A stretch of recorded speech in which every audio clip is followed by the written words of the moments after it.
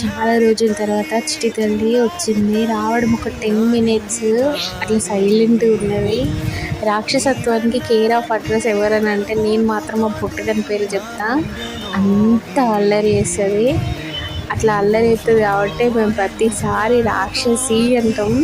ఎంత అల్లరి అంటే వాళ్ళ అన్నని అస్సలు ఆడుకోనియది. కానీ వాళ్ళ అన్న అంటే చాలా ఇష్టం.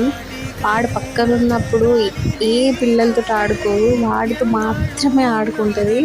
కానీ మామూలుగా ఆడుకోదు, బీభత్సంగా ఆడుకుంటుంది. చిట్టి తల్లి ఎక్కిరిస్తుంది, బోర్లు బుక్కలు పడుతుంది, డ్యాన్స్ చేస్తుంది.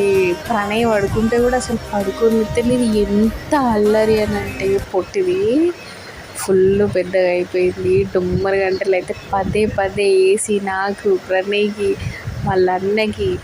మా అమ్మో ఎంత పెద్దదైపోయిందో చిట్టి తల్లి.